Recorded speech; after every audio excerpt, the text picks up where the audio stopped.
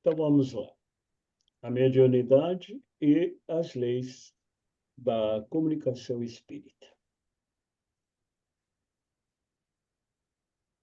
Então nós vamos começando com essa colocação que, de certa forma, abrange basicamente a síntese do tema que hoje nós vamos apreciar. Então, no mundo extrafísico ou espiritual, a entropatia, sinônimo de empatia, significa a união mental dos intercomunicantes, a qual é exercida por telepatia, ou seja, através do pensamento. Então, o que nós vamos trazer hoje, ou pelo menos trazer uma síntese relativa ao processo, né, da comunicação. E o foco, naturalmente, é o pensamento. É o pensamento que traz, né, todas as informações e é através do pensamento que as relações são tá, apreciadas. Então, nós começamos aí com a pergunta, né? Comunicação, o que significa e quais as suas principais características. Então, a comunicação é o princípio fundamental da vida, ou seja, a sua própria essência. A inter-relação comunitária, próxima ou remota, dos seres na existência. No âmbito da natureza criadora e da natureza criada, ou seja, no âmbito infinito da relação de Deus com o universo. Elo que propicia a corrente existencial, decorrente do ser absoluto incriado e o ser relativo criado, os quais constituem uma realidade lógica, na qual se assinala a causa primária, o infinito absoluto, e o efeito, o ser criado, o infinito relativo, respectivamente, Deus e o homem, numa visão espírita. Então, nós entendemos aí que o princípio fundamental da vida é justamente a comunicação, né? Ou seja, sem a comunicação, sem essa relação, já que, na realidade, ela é a própria essência, né? É o princípio fundamental da vida, ou seja, a sua própria essência, se esta relação, esta comunicação não ocorrer, basicamente, nós não estamos vivenciando e apreciando exatamente ou exercitando, né, a própria essência da vida. Então, isso ocorre, né, no âmbito da natureza criadora e da criada. Ou seja, em relação à relação, então, dessas comunicações, a relação desta forma de apreciação que é decorrente do ser absoluto, né, que é o incriado, e o ser relativo, que é o criado, que somos nós. Né? E isso ocorre, né, numa realidade lógica. Né?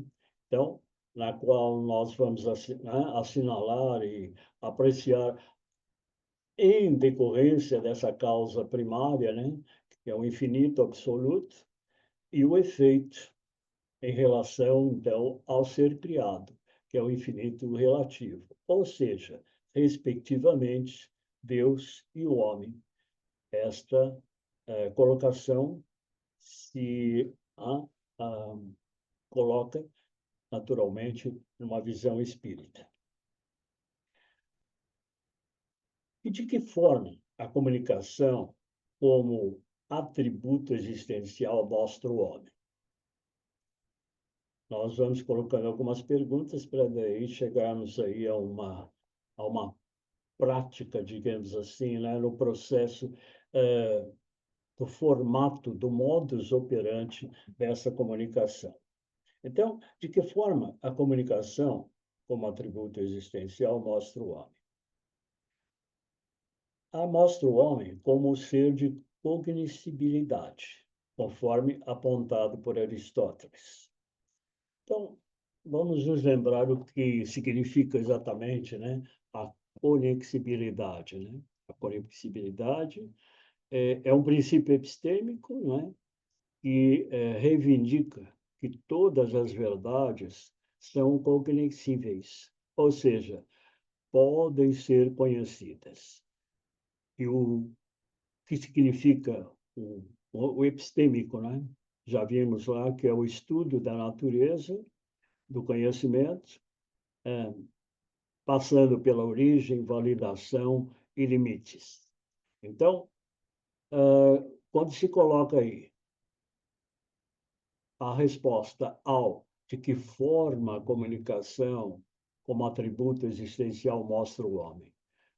Segundo Aristóteles, então, como um ser de cognoscibilidade, ou seja, um ser que é, né, capaz de tudo aprender e de, nesse processo do aprendizado, né, atingir na condição de cognoscibilidade de cada um, né, a verdade, que é a busca constante do próprio ser.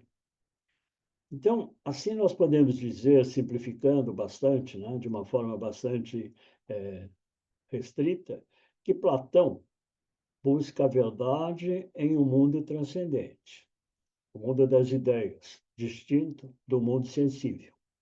E Aristóteles a procura em uma ordem imanente ao mundo percebido, isto é, o mesmo plano em que desenvolvemos o nosso contato prático e perceptivo com a realidade. Então, nós temos aí os processos de cognoscibilidade, ou seja, Aristóteles colocando, né, como algo de ordem imanente ao mundo percebido, ou seja, está no próprio mundo e é imanente. Então, este conhecimento advém, não é, da percepção, da prospecção e né, a decorrência dessa apreciação, né? Então, nós vamos conseguir, na realidade, né, atuar, né, nessa forma prática perceptiva com a própria realidade, né? Em síntese, o que se coloca é justamente que, se o homem é um ser de cognoscibilidade, ou seja, ele é um ser apto, capaz de apreciar, de apreender e de prosperar e seguir nessa caminhada e nessa jornada do conhecimento na busca da verdade.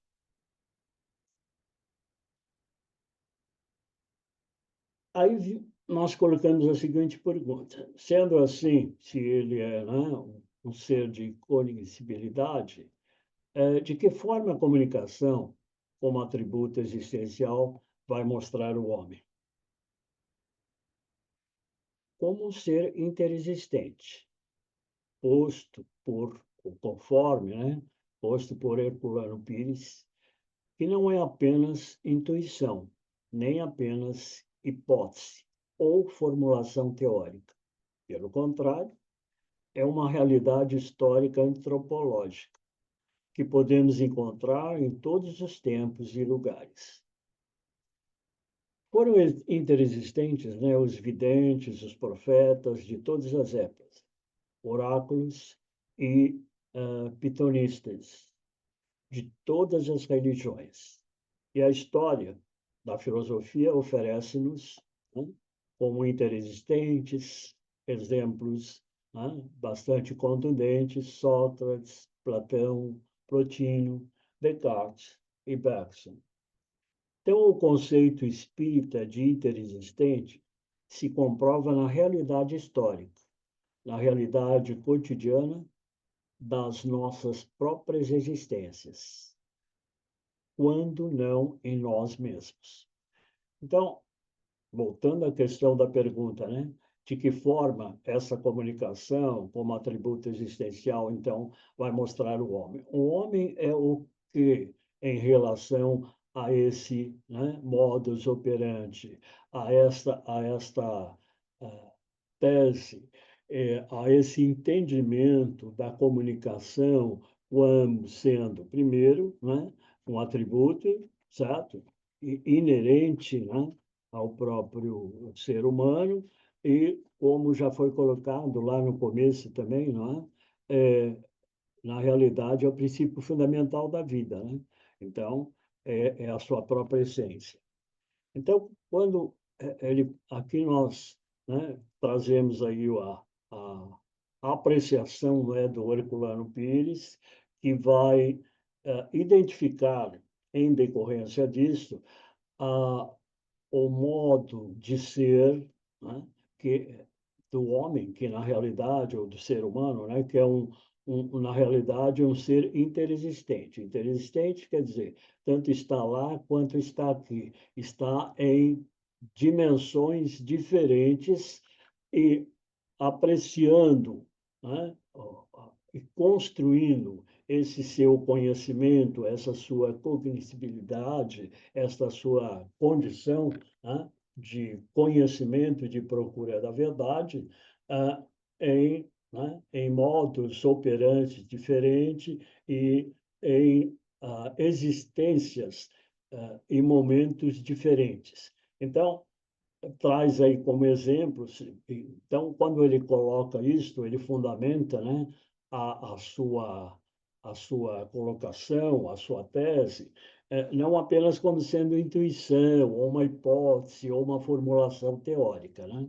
Ele está dizendo que é uma realidade histórica. Então, quando nós vamos buscar lá o que a antropologia, né, todo este processo antropológico do desenvolvimento, né, da narrativa, do desenvolvimento, do processo de evolução da própria humanidade, nós vamos encontrar isso em todos os tempos e lugares, né? Então, coloca e enfatiza aqui alguns exemplos né, interexistentes e, na realidade, espera aí que pulou que não era para pular, tem que voltar aqui.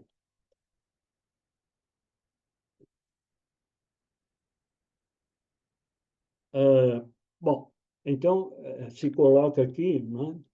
É aqui, pronto. Esse teclado novo, ele é muito frágil, você basta resvalar que ele já está mudando, ele não obedece muito, não.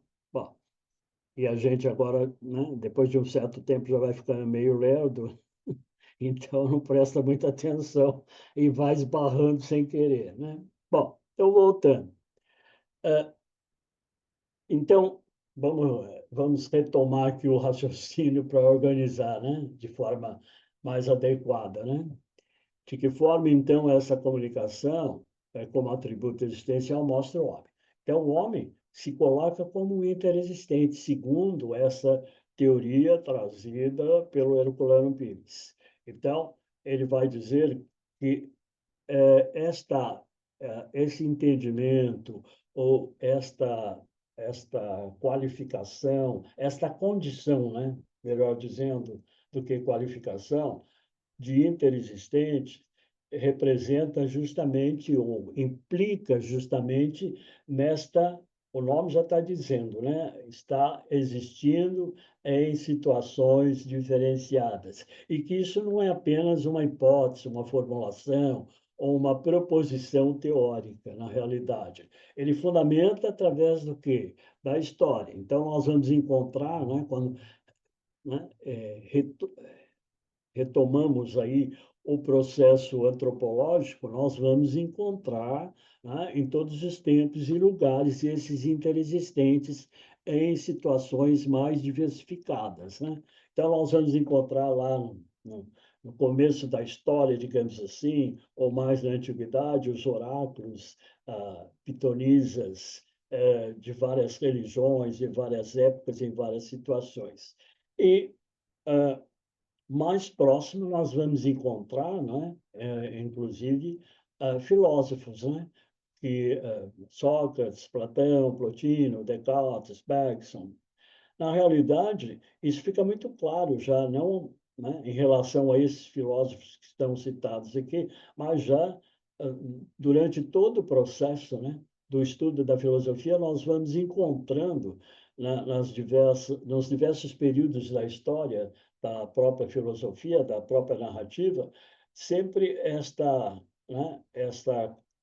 análise de que, certamente, pelas ideias que eles trouxeram para as suas respectivas épocas, pelas reflexões, muitas delas avançadas, digamos assim, para o momento histórico em que eles viveram, né? Só poderiam ser decorrentes de uma percepção interexistente, né? Que só a percepção, né, da trânsito do tempo, né, vivenciado do tempo, da transitoriedade existencial, né? Quem vai falar isso muito bem é o Bergson, inclusive, que vai falar da questão, né, do tempo, que é a realidade do tempo e a transitoriedade, que esse tempo que nós vivemos é um tempo transitório, que o tempo real da nossa existência é a própria eternidade, né? Que nós somos almas, uma vez criadas, colocadas, né, na realidade da própria eternidade. Então, é esse o processo que está sendo colocado nesta teoria e nesta, né, explanação do interexistente, né? Então, se comprova na realidade histórica e na realidade cotidiana das nossas próprias existências, quando nós, não em nós mesmos. Aqui existe, inclusive, nós já vamos ver um pouquinho mais para frente, para nós entendermos melhor aqui, né, essa questão do cotidiano e quando não em nós mesmos, né? Em que circunstâncias nós podemos entender isso? E qual o modus operandi da mediunidade no contexto existencial?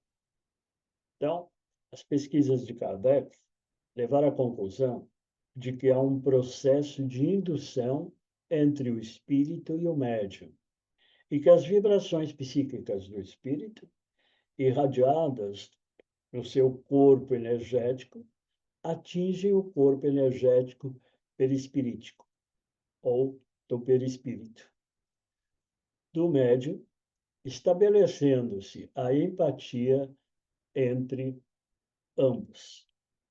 Eu vou avançar aqui um pouquinho, depois a gente volta para esclarecer alguns pontos ainda, né? Se for necessário.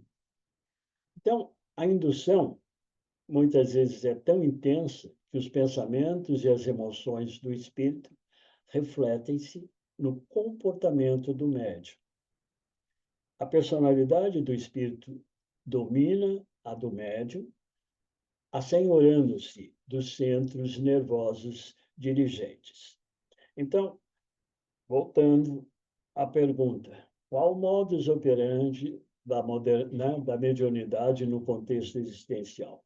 Como ocorre, né? Estamos vendo aqui, inclusive, pelo desenho, que talvez vocês já tenham visto, né, bastante, mas quando muitos que eventualmente já tenham estudado aí o livro dos médiuns, já, né, entenderam que, na realidade, há uma indução, ou seja, o, o espírito, digamos, comunicante, né, ele vai, né, entrar em contato com né, através do pensamento, há uma expansão, né, do perispírito e haverá, então, na realidade, em relação ao perispírito do médium, né, não é uma fusão, absolutamente, cada um continua com o seu, uma interpenetração e pensamento a pensamento, né,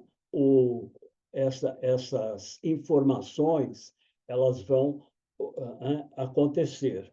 Então, aqui nós temos, inclusive, né, o comunicante com o seu perispírito, porque nós sabemos que o espírito estará sempre revestido pelo seu perispírito, ainda que em dimensões diferentes, ainda em que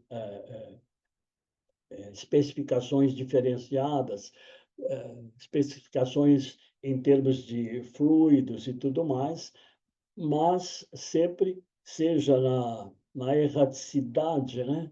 Seja no plano terrestre, nós estamos sempre, né? O espírito estará sempre envolvido e acompanhado do seu perispírito, que esse é o modo, né, de interrelação, né?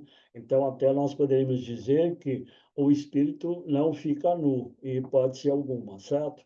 Ele sempre estará envolvido pelo seu perispírito. Então, quando Kardec diz assim, né, as pesquisas, né, como é que ocorre essa forma, esta relação, né? As pesquisas levam à conclusão de que há um processo de indução entre o espírito e o médium, ou seja, e que as vibrações.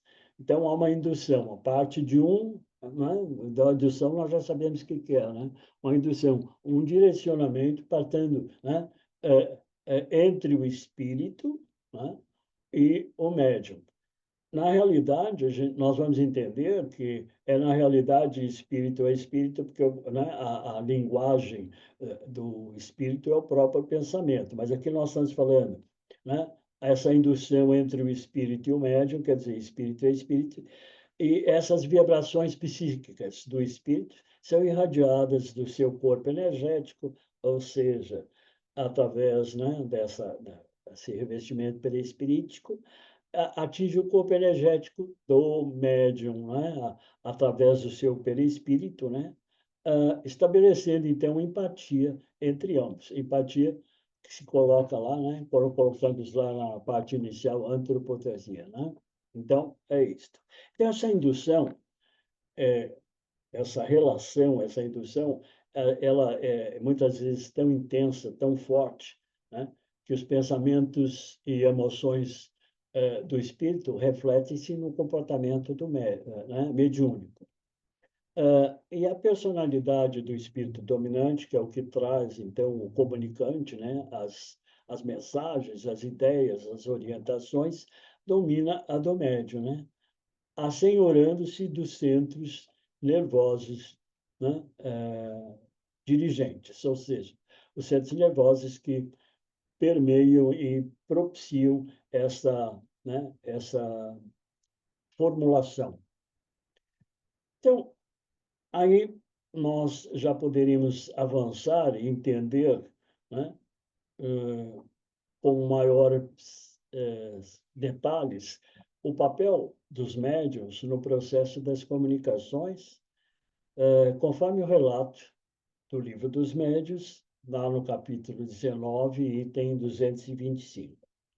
Então, diz assim: qualquer que seja a natureza dos médiuns, nosso procedimento para a comunicação com eles não varia essencialmente. Nós nos comunicamos com os espíritos encarnados, como com os espíritos propriamente ditos, unicamente pela irradiação do pensamento. Então, aqui está, né, a ideia básica.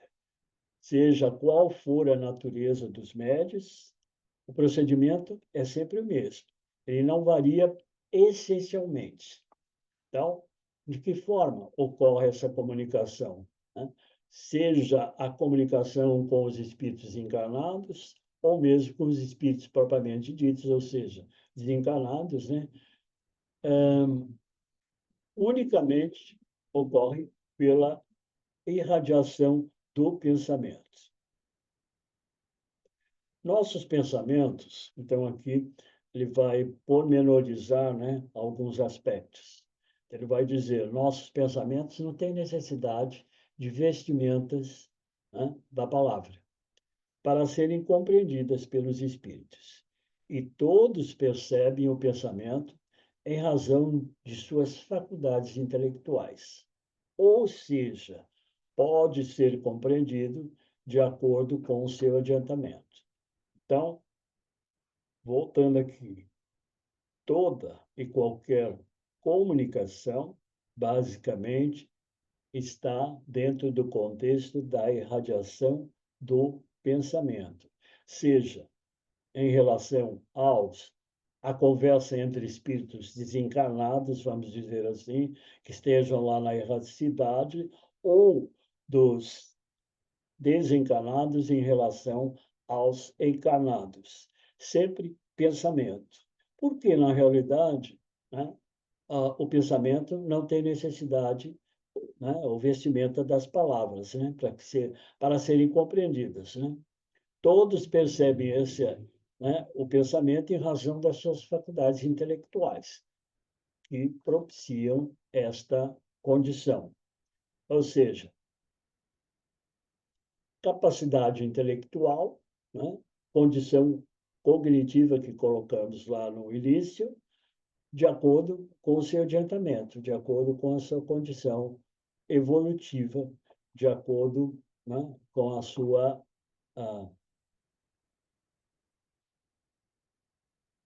indução e propriamente condição. Então, aqui até poderíamos pensar e trazer lá, né, que o homem é a medida de todas as coisas. Isso não, isso aí está dentro do contexto, né, quando se fala compreendido de acordo com seu adiantamento, ou seja, com a sua condição cognitiva de compreensão. Quando encontramos aí a fala dos próprios espíritos, né? Ou seja, das explanações no processo da comunicação.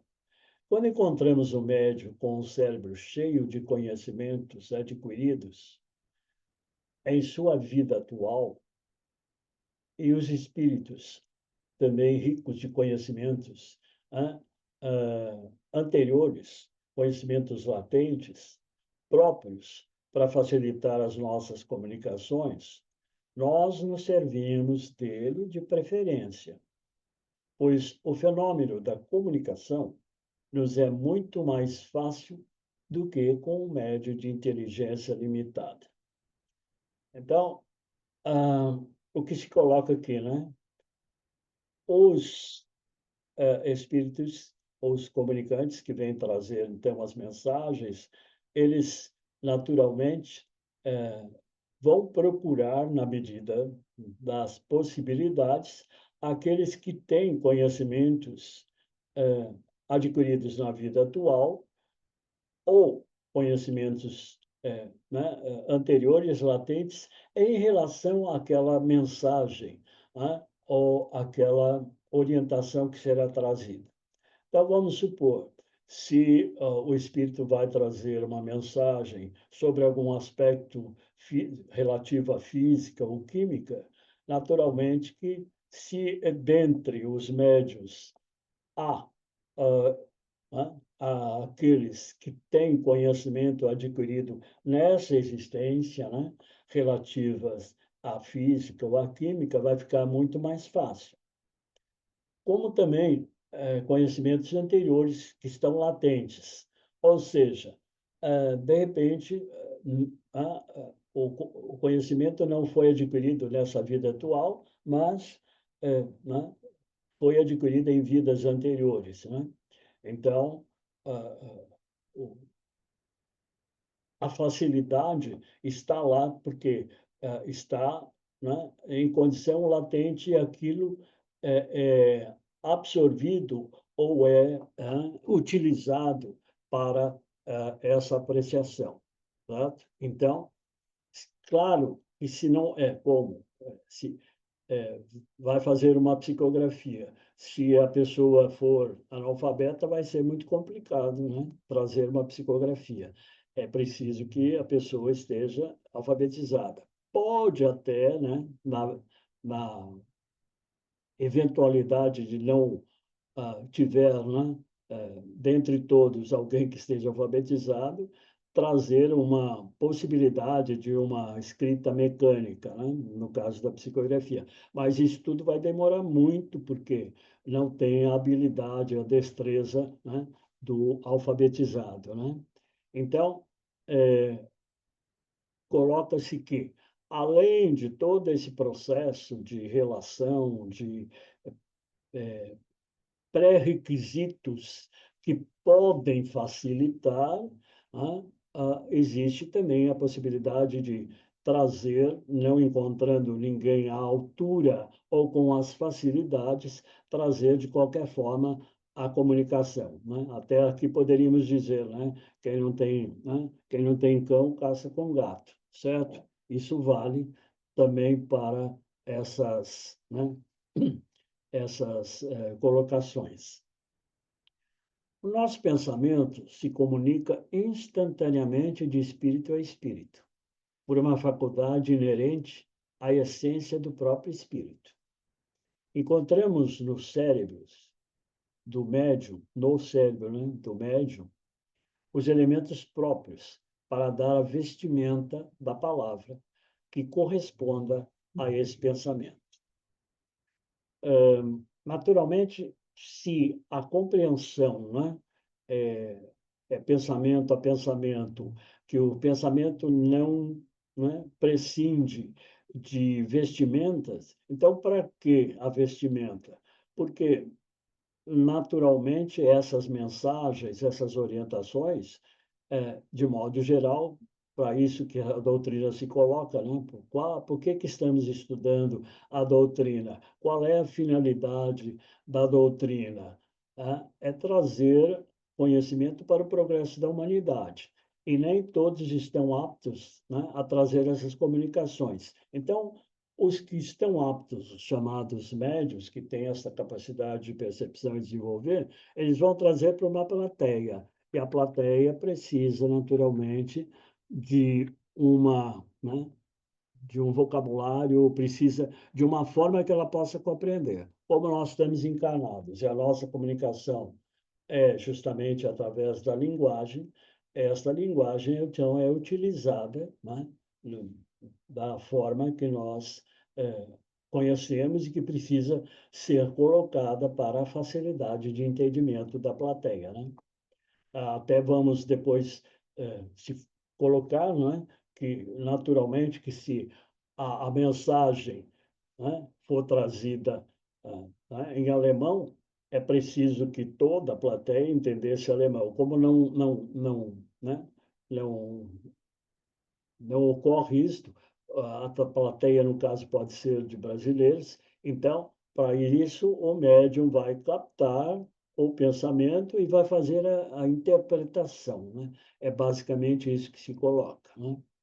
Então, nós vamos vendo aqui pelo próprio processo né, das comunicações, que é um processo natural que ocorre na nossa existência, né, do dia a dia, no cotidiano. Porque quando nós vamos conversar com uma pessoa, se a pessoa fala a nossa, né, língua, digamos assim, nós conversamos sem maiores problemas. Se ela não sabe, né, não conhece a nossa língua, nós precisamos de um intérprete. É isso que ocorre exatamente. Então,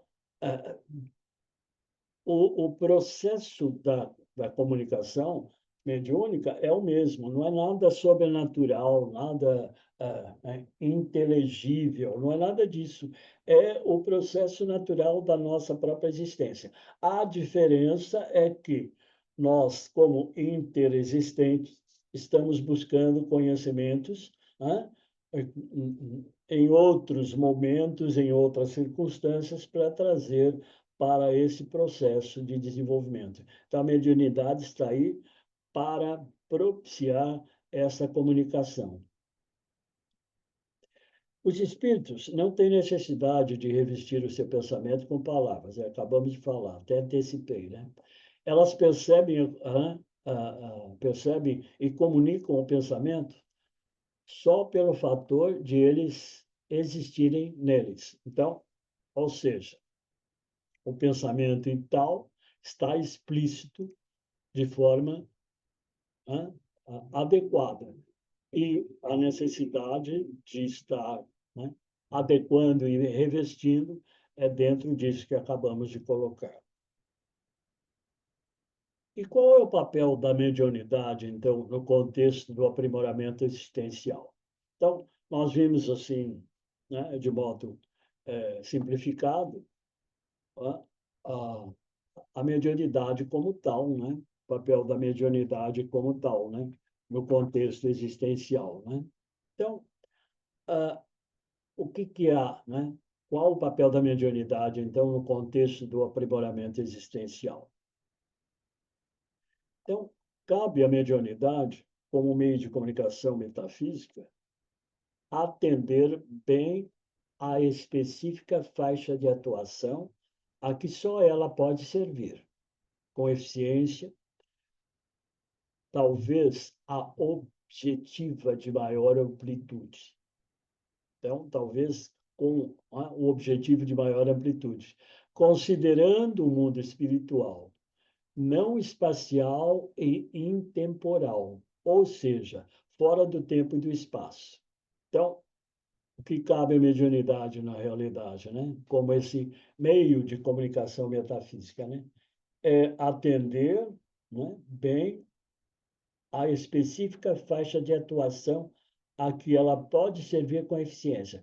Qual é a faixa de atuação que ela, né, pode servir com eficiência, né? Com que objetivo, né? Com maior amplitude, com maior propósito, né?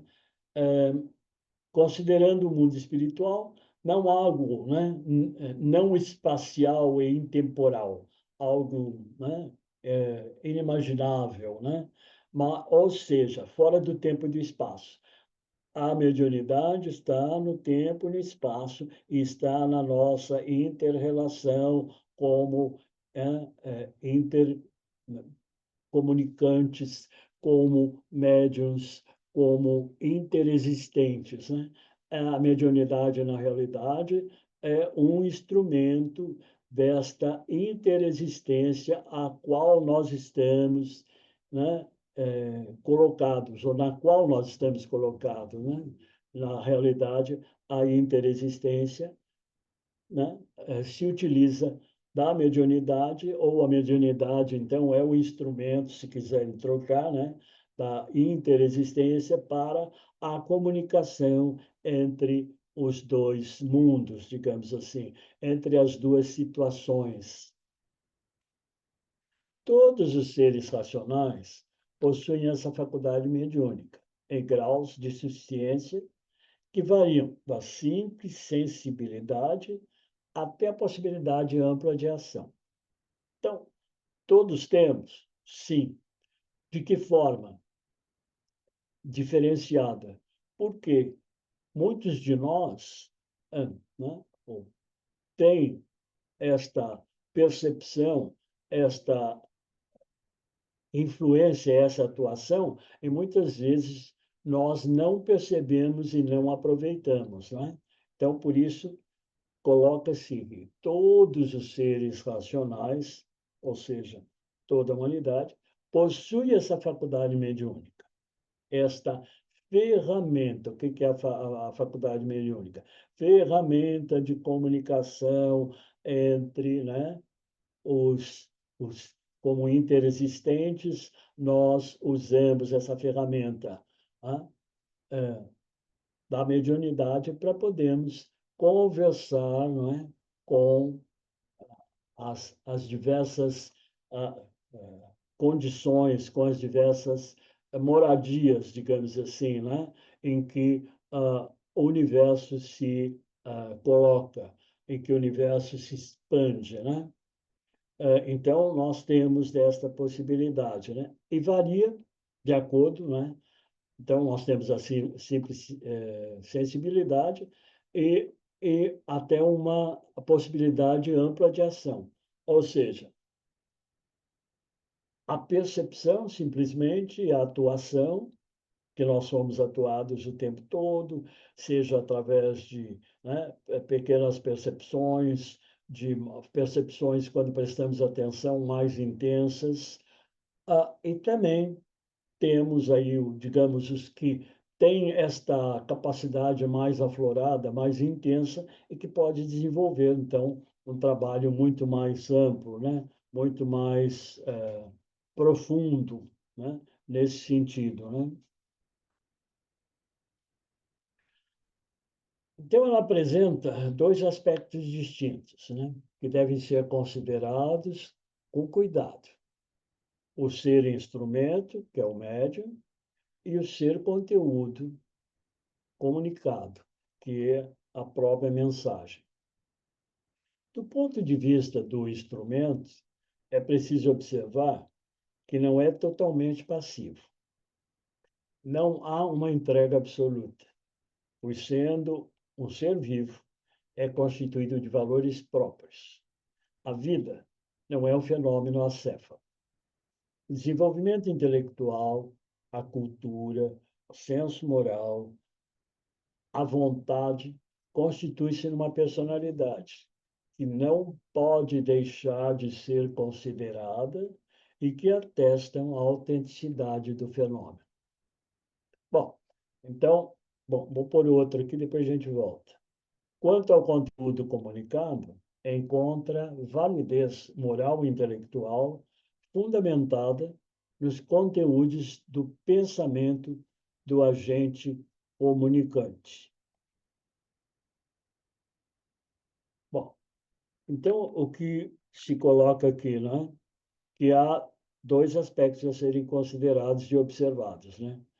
O ser instrumento, que é o próprio médium, e o conteúdo, o comunicado dessas mensagens, né? Então, o que está sendo colocado aqui é o seguinte: a mensagem é um conteúdo, muitas vezes, boa parte das vezes, desconhecida, né? no seu, Na sua especificidade do médium. Mas o médium tem a sua estrutura, né? Física, emocional, psicológica. Então, ele nunca será passivo. Ele, por quê? Porque, como um ser vivo, né? O fenômeno da vida não é acéfalo, e como um ser vivo, toda a sua formação, né? Cultural, toda a sua formação emocional, psíquica, tudo isto será, né? observado e será respeitado na relação da comunicação mediúnica. Então, o desenvolvimento intelectual, a cultura e a vontade constituem uma personalidade que não pode deixar, então, de ser consideradas e atestam a autenticidade do fenômeno, né? Então, o médium em si não é passivo, ele é ativo. Nós não vamos ter oportunidade aqui, porque nós não estamos dando uma aula especificamente sobre as comunicações. Nós estamos falando das comunicações mediúnicas de um modo geral. Ou seja, nós estamos falando basicamente que a mediunidade é um instrumento para que o interexistente, como nós somos interexistentes, é um instrumento que nós temos para nos comunicarmos. Né? É a ferramenta disponibilizada para que os interexistentes possam conversar e, né, atuar. E aí, quando se fala em interexistentes, é amplo, né? É bastante complexo, mas basicamente é isso. Né? Agora, quanto ao conteúdo, então, que é trazido, né? Encontra validez moral, intelectual e fundamentada nos conteúdos do pensamento do agente comunicante. Claro que o conteúdo é do agente comunicante, mas ele está sujeito, na realidade, a uma adequação pela própria, né, a interpretação. Adequação no sentido de né, esclarecimento. Não é que há mudança. Se houver mudança, há distorção. Não é isso que nós estamos falando. Nós estamos falando da adequação para que a mensagem seja trazida, seja compreendida, né, dentro das proposições e dos propósitos para que elas, né, foram capturadas. Conhecimento é fundamental para a reformulação dos conceitos morais, permitindo que a razão humana lhes dê a sanção do livre raciocínio. Então, a virtude não está bem na ação, mas na intenção que a movimenta. E esta deve tornar não só como o dever, e esta deve se tornar não só como o dever, mas o dever simplesmente pelo dever. Tá? E não em atenção ao prêmio ou castigo do que o comportamento se aufere. De conformidade aqui, então, poderíamos trazer o Immanuel Kant, que diz, né? A boa vontade é aquela que quer, por puro respeito ao dever, aquilo que fazes seja a lei universal da natureza. A virtude é a ideia de Deus no homem. Bom, então, aqui, na realidade, estamos trazendo aí as correlações, né, das, das apreciações e dos, né, voltando aqui, ó, dos temas a serem observados. É preciso levar em conta, né, o aspecto médio, com todas as suas características, e é preciso levar em conta, né, o aspecto comunicado, também levando em conta todas as suas características. Então, por isso, né, nós colocamos aqui o conhecimento para a reformulação dos conceitos, então, os conceitos que foram trazidos, para que eles possam ser apreciados dentro dos, né, dos preceitos lógicos e racionais e, ao mesmo tempo, levando em conta também a questão moral, claro, né? Porque a virtude não está bem na ação, está bem claro, isso é muito difundido, né? Mas na intenção que movimenta. E está esta, né? Deve se tornar não só como dever, né? Ou realizado pelo dever, mas simplesmente, né, não pelo dever. Estou voltando aqui para não dar confusão. E esta deve se tornar não só como o dever, mas o dever simplesmente pelo dever, e não em atenção ao prêmio ou castigo, né, que o comportamento se ofere. Então, já vimos aí, quem já estudou o Kant já verificou, né, que a vontade é aquela que quer, por puro respeito ao dever. Aquilo que faz seja a lei universal da natureza. Por quê? A virtude é a ideia de Deus no homem, na realidade. Né? E aqui nós trazemos esse, né, esse aspecto, para, de modo geral, fecharmos aí o conceito. Né?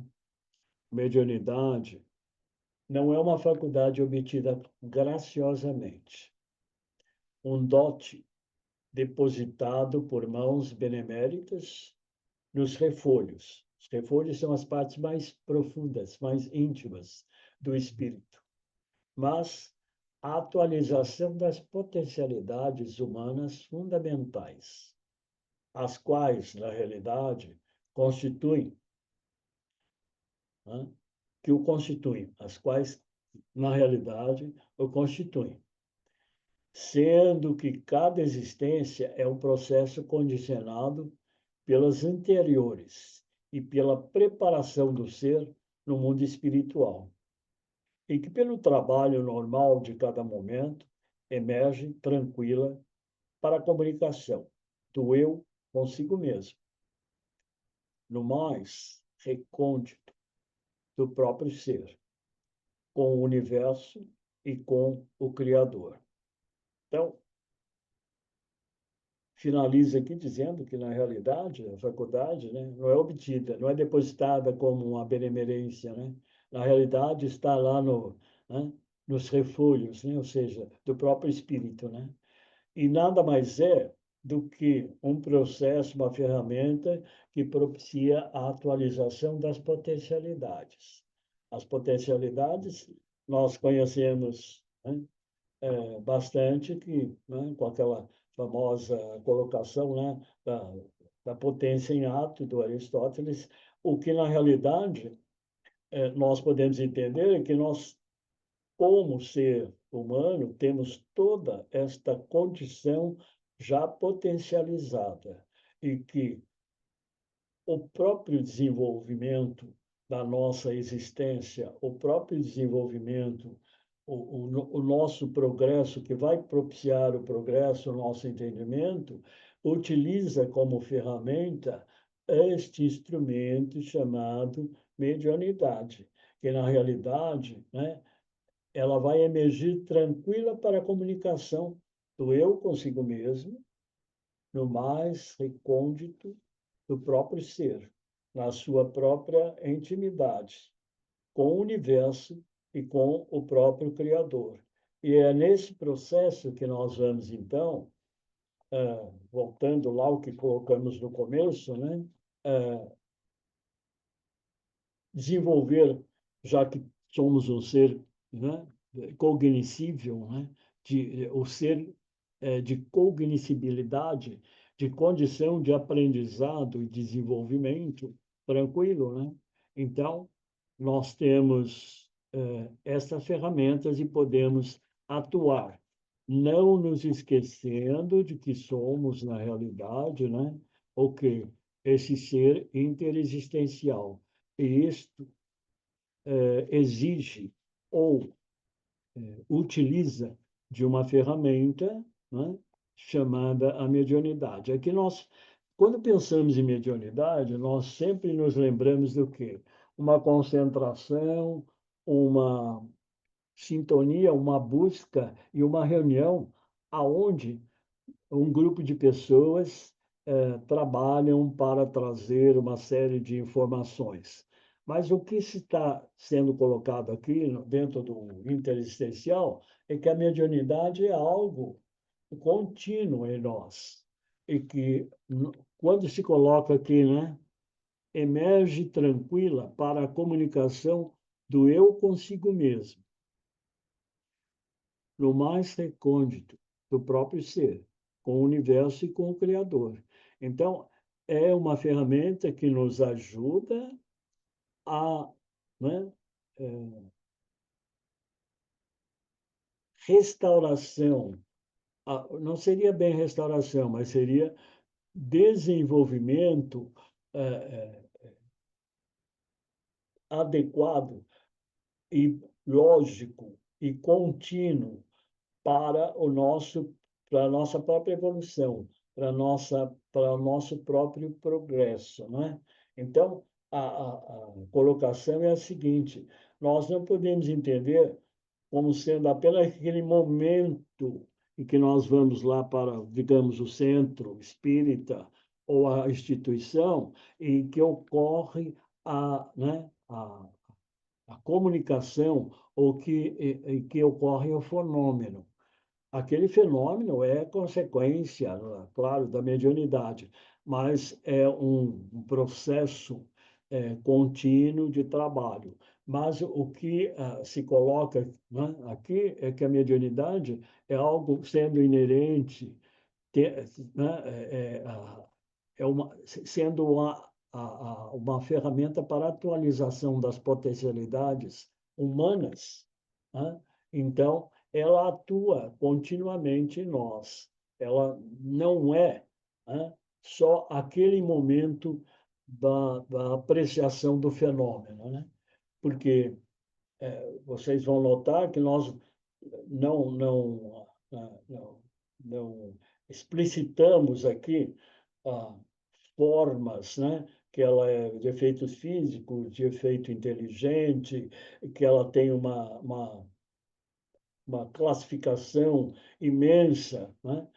Nós estamos falando simplesmente nesse sentido geral, que a mediunidade é algo inerente, é uma ferramenta de desenvolvimento de potencialidades do eu consigo mesmo, no mais recôndito do ser, e com o universo e com o Criador. Claro que ela, naquele momento das tarefas, né, vamos chamar assim, ela se expande, ela se amplia, ela, né, toma uma série de formatos, mas tudo está contido ali, no desenvolvimento da potencialidade, mas o foco aqui é fundamentalmente esse, ferramenta que vai nos propiciar esta comunicação, ou seja, o interexistencial. Como é que isso ocorre? Como é que ocorreu lá no, conforme foi colocado aqui, assim, a passando, né, no Kant, no Bergson, como é que foi colocado isso, né? Num processo de preparação, de estudo, de vivência. Então, isso ocorre que nós precisamos, né, despertar, nos despertar para esse aspecto, né? Que não é um momento de trabalho ao qual nós nos dirigimos a uma instituição espíritas e vamos lá desenvolver um trabalho, né, mediúnico, onde vão ocorrer fenômenos. Isto, né, não é que a gente vai fazer, né? Daí as pessoas começam a fazer confusão, né? Querer trazer comunicação em casa, na hora que vai fazer o evangelho no lar, quer trazer comunicação, não é nada disso. É a atuação em cada um de nós no desenvolvimento das potencialidades, tá? E aí isto é ampliado, trabalhado nas instituições aonde nós podemos, depois, né, que conseguimos perceber, capturar esse entendimento, né, oferecer, né, e colocar à disposição de uma tarefa maior, né, que nós já estamos esclarecidos, né, com nós mesmos, né, nesse recôndito mais próprio do qual nós já nos, né, capturamos, nos apropriamos, né? Então vem o quê? Essa ampliação, esse trabalho que pode ser levado então né, numa tarefa maior, muito mais ampla, né? É que como nós já estamos estudando em pormenores, e como nós já estamos estudando, não só, né, aquele aspecto da tarefa da instituição, mas como a mediunidade está atuando em nós, como ela atua em nós, como seres interexistentes nós podemos entender isso, de que forma essa ferramenta nós podemos utilizar, né? É basicamente isso que nós estamos colocando. Bom, está aí uma pequena bibliografia, imenso, né? A bibliografia, porque basicamente o livro dos médiuns, que depois vocês vão poder pegar né, e ampliar um pouquinho mais, porém é muito mais digamos, a reflexão, né, prática do que, né, nós entendemos, né, e achamos que precisa haver um despertamento. Então, agora eu vou voltar aqui para vocês, e aí vocês vão, né, fazer as colocações aí, as perguntas. Que eu tenho duas, duas observações a fazer, mas eu vou deixar vocês primeiro reclamarem, né? Falar que negócio complicado.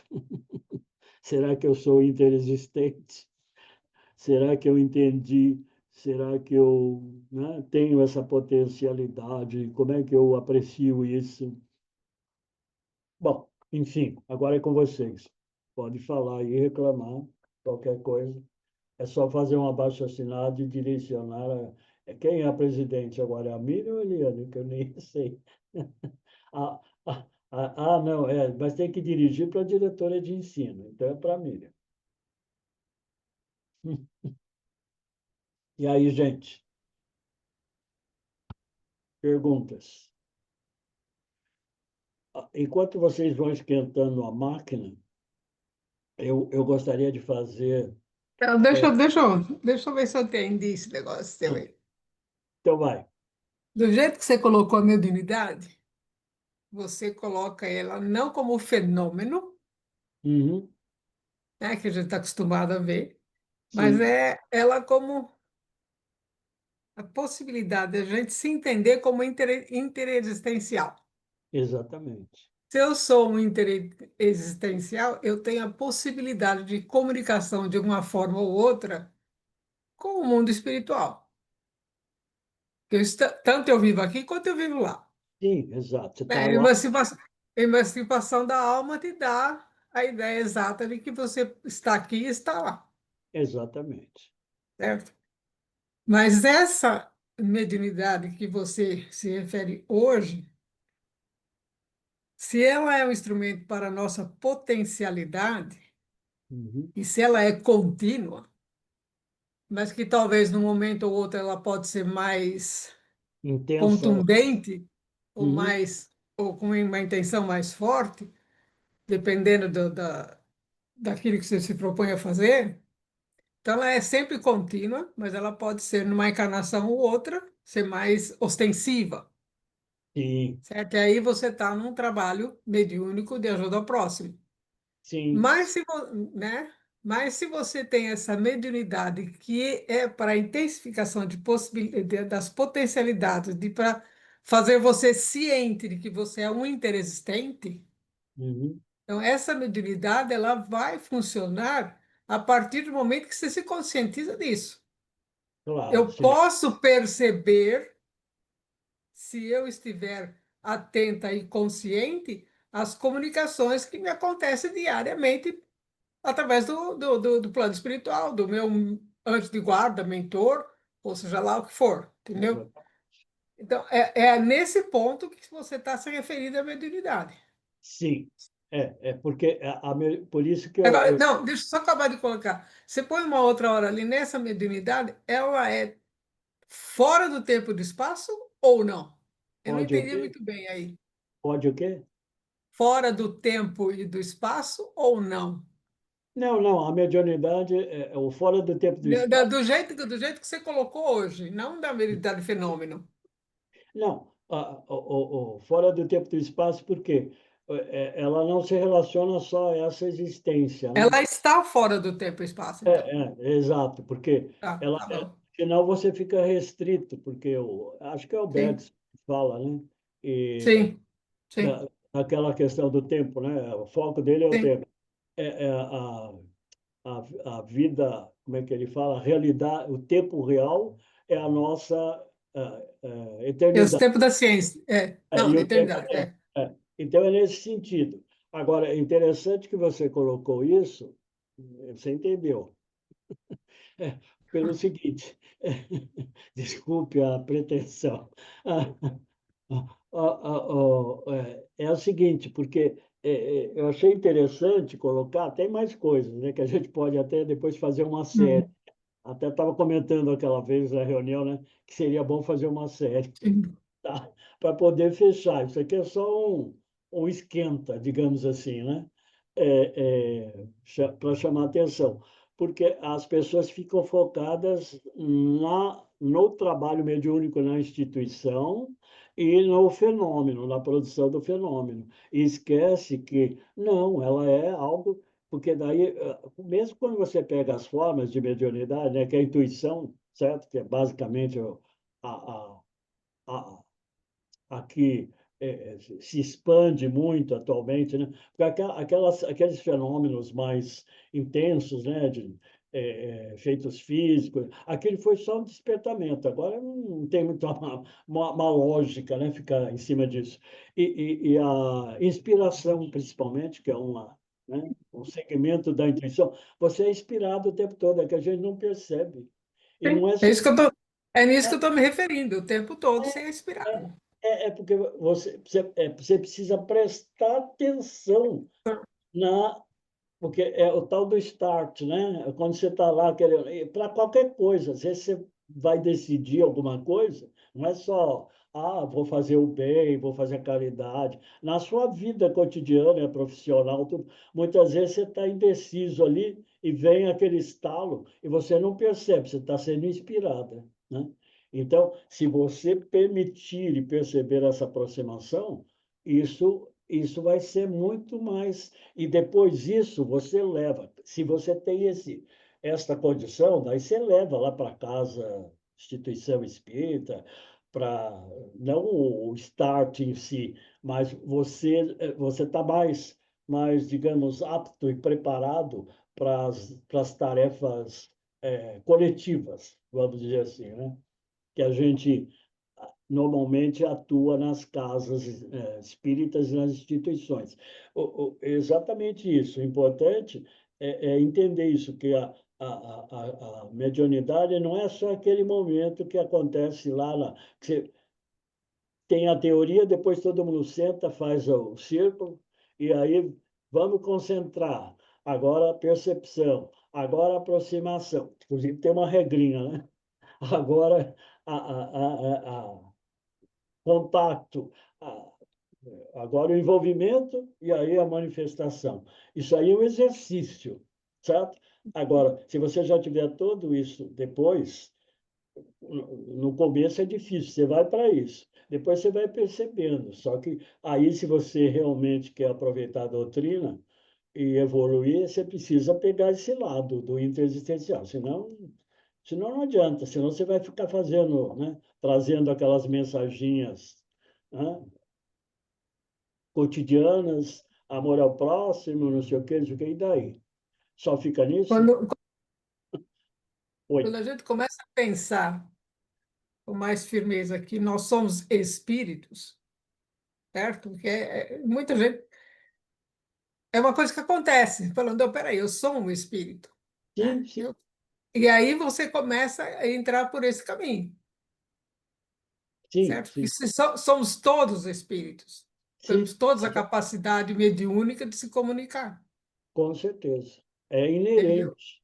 E É, aí, quanto mais consciente você fica dessa situação, e se somos espíritos e somos interexistentes, mais fácil vai ficando para você se perceber e ficar afinando a sua abstração, né? exatamente. Você amplia a sua visão, né? Digamos assim. Sim, sim, Você amplia as suas relações, sim. as relações interexistenciais. E através do próprio estudo, né? Você vai estudando, vai lendo, vai percebendo, você vai É, afinando, né? vai afinando. Quando você pega os personagens, né? Que inclusive nós citamos aqui alguns, né? Dos filósofos. Você acha que lá 2.000 anos atrás um cara ia pensar naquela vida primitiva física, como é que ele foi ter esse raciocínio, né? Certo? Porque o próprio Sócrates, até depois eu até comentar isso, quando tem lá no último diálogo do Fedro, né? Que ele está lá tomando a cicuta, ele chama lá o povo para, Sim, né? Os amigos lá, é assim, assim, assim. Nesse momento, na realidade, ele está falando que deve haver alguma coisa após a morte, né? sim, É da imortalidade, né? Ele está falando da imortalidade. Só que naquele tempo era complicado, né? Certo? Agora, por que será? Ele não é, porque daí ele seria só existencialista, né? Só naquele tempo. Não tem nada a ver. É o interexistencial dele que está muito forte, batendo ali, né? O tempo todo. Se ele está o tempo todo conversando com o Daimon dele, como é que não vai ser existencialista? Exatamente. Exatamente. Ele está conversando com os espíritos, mais do que conversa com a gente, ou conversou com os humanos, entendeu? Exatamente. Com os encarnados, quer dizer. E o que eu queria falar é o seguinte: os filósofos e os cientistas atuais eles estão chegando à conclusão que a epistemologia não responde a tudo. Sim. Inclusive, circunstancialmente, setembro, eu não sei se vocês eventualmente assistem o programa Provoca. Agora é o Marcelo Taz que faz, lá no TV Cultura. É às terças-feiras, depois do jornal. Então, ele traz profissionais, personagens das mais diversas, né, categorias. E em setembro, ele trouxe o Eduardo Janetti. E agora, em outubro, ele trouxe o Marcelo Gleiser. O Gianetti, não sei se vocês, né, já leram alguma coisa, ele é economista, mas ele é filósofo também. E ele esteve em setembro e ele trouxe, ele está lançando um livro que chama Imortalidade. Só que eu não li ainda, mas essa imortalidade, pelo documentário que eu vi, quer dizer, pela análise, a apreciação que apareceu, ele fala justamente, ele não pega o âmbito religioso. Ele fala que todas as religiões falam da imortalidade, todas as, né, cristã, islâmica, etc. Tal. Mas, em síntese, ele quis dizer que ele, como filósofo, a essa altura da vida, até ele disse que tem 68 anos, é, ele agora está mudando, ele está procurando o metafísico, ele está procurando a explicação espiritual, só que ele não encontrou ainda, mas ele está refletindo. E aí vem o Marcelo Gleisi, semana passada, que é conhecido, cientista, e está lançando um livro também chamado O Despertar do Universo Consciente. E ele traz ele fala assim, porque até o Marcelo perguntou assim, ele também está procurando a espiritualidade, a explicação, porque ele disse que a ciência não consegue dar todas as respostas. E olha que ele tem chão, né? Então ele disse assim, que agora até o Marcelo perguntou assim, mas você está pensando isso agora porque você está ficando velho, já está próximo de morrer, você está com medo de morrer, o que que acontece? Ele falou, não, é que eu entrei num processo agora que ele chama de humildade epistemológica. Não, humildade epistêmica, até eu marquei, né? Ele diz que a humildade epistêmica é um dos patamares da boa ciência, quer dizer que é o cientista ver que errou e reciclar a rota. Os dois falaram a mesma coisa, um como cientista e outro como filósofo, né? Eles estão procurando a espiritualidade, na espiritualidade, resposta para o que a ciência e a própria reflexão filosófica não está respondendo, né? Então é justamente isso, né? Talvez eles estejam percebendo agora, como interexistentes que são, certo? Uma tensão maior, uma influência maior desse processo, né? É isso, né? Então, eu acho interessante que a gente possa discutir mais, inclusive, né, essa questão, né, da, da entender a mediunidade no sentido amplo. Vamos chamar de mediunidade no sentido amplo, né? Não uma mediunidade no sentido restrito, que eu entendo que é quando a gente vai lá para o centro, para a instituição, e faz lá o trabalho mediúnico, estuda o livro dos médios e vê como é que não é, todos aqueles, né, pormenores e todas aquelas classificações e todo aquele histórico imenso, né? Começa lá pelas mesas girantes e vai, tá? Mas para entender. Mas quando você chega no momento, eu acho que já está na hora de, né?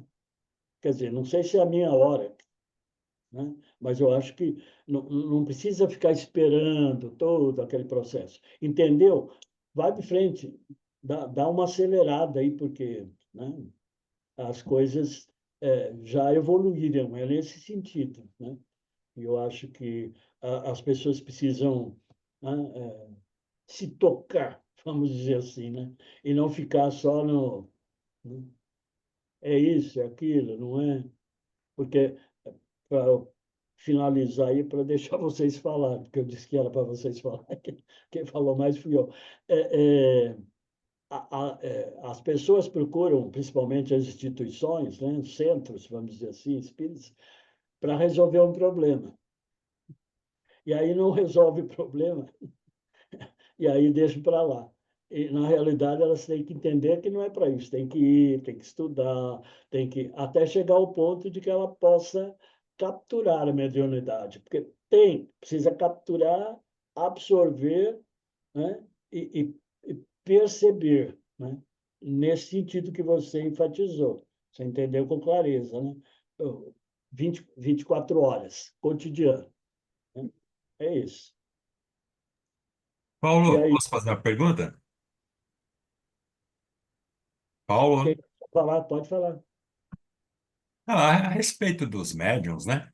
Sim. Eu gostaria de saber, porque você me deu a entender que a mediunidade tem que ser desenvolvida dentro do centro espírita, né? E Hum. aí eu fico pensando, por que que não pode estudar o espiritismo e fazer ter comunicação espiritual dentro de casa? Isso é por causa do orientações de Emmanuel ou está dentro da doutrina espírita de Allan Kardec? Não é questão de orientação até do Emmanuel ou da doutrina. É a questão é que você precisa conhecer. Se você não conhecer, você não tem controle. Então, a recomendação, você está chegando lá. Você está começando a conhecer a doutrina. Aí, se você não tiver controle ainda, é a mesma coisa. Se não tiver controle, educar a sua mediunidade, essa é a questão. Você vai estar no ônibus, ou você está lá no metrô e, de repente, vai dar o chilique lá, certo? E o espírito vai querer se comunicar. Você não sabe quem que está chegando, como está chegando, porque está chegando. É esse o ponto, certo? Então, recomenda-se não, porque não se conhece o suficiente, não tem controle. Agora, lá no centro, né, vamos dizer assim, tem um grupo, e quando um falha, tem o outro, certo? O grupo está pensando, elevando pensamento, está assim, envolvido naquela tarefa, então fica mais fácil, porque se você vacilar, e isso, a atuação, porque a atuação não é só de espírito bonitinho, não, dos intercomunicadores, né? Certo? Tem lá né? Vai depender da sua condição, da sua percepção e da sua vontade e do seu modus operandi, da sua moral, da sua condição, certo? Isso atrapalha, né? Porque você vai sintonizar o quê? Entidades que não vão trazer nenhum conhecimento. Tem entidade que quer brincar, que quer, né, fazer bagunça. Então, é nesse sentido. Por isso, não se deve, em casa, ah, nesse sentido. Tá? Não tem porquê. Não há controle. É esse o ponto.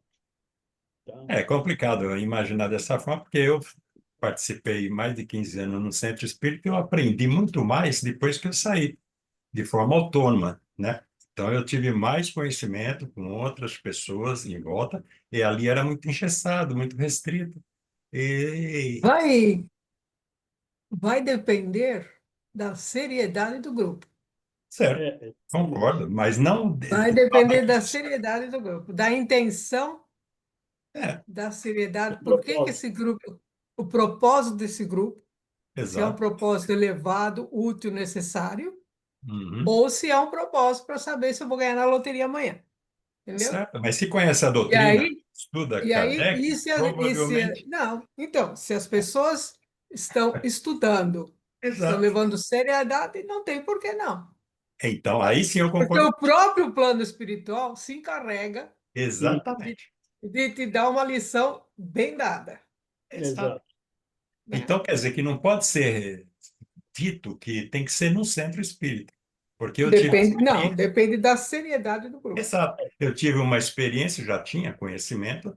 Durante 9 anos, eu tive um trabalho feito em casa, com médios de suporte, com uma médio principal, e eu controlando as informações. E tive Sim, uns excelentes resultados. Não sim, precisei ir para o Sim, centro.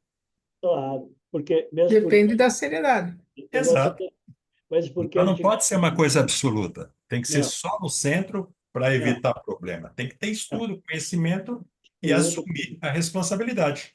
claro. Porque agora tem os centros, os grupos. Antigamente não tinha, era feito em casa. Tá Você certo. deve ter ouvido falar do famoso é, é, né, Reuniões familiares. roupinha de mesa branca, certo? Que era normalmente familiares, certo? Agora, naquele tempo não se tinha muito conhecimento, nem se falava em Kardec. Era o fenômeno em si, né? Então, agora que se conhece o fenômeno, que estuda, se tiver um grupo adequado e tudo mais, a sua casa pode ser um mini centro, não há problema nenhum, Exato, certo? exato. E não há problema nenhum. Fala-se no centro, porque às vezes só tem uma pessoa, duas, não tem esse grupo que conhece, que estudou. Aí, então, na orientação inicial, principalmente, o que se fala naturalmente é a necessidade de ter um grupo devidamente preparado, equipado, que tenha conhecimento e que tenha condição de controle. É isso. Senão, pode virar bagunça, né? É isso. Obrigado. Nada mais? Gabriel não vai falar nada hoje? Tá até aparecendo. Oi, Paulo. Tá Ah, até é apa- assim, né?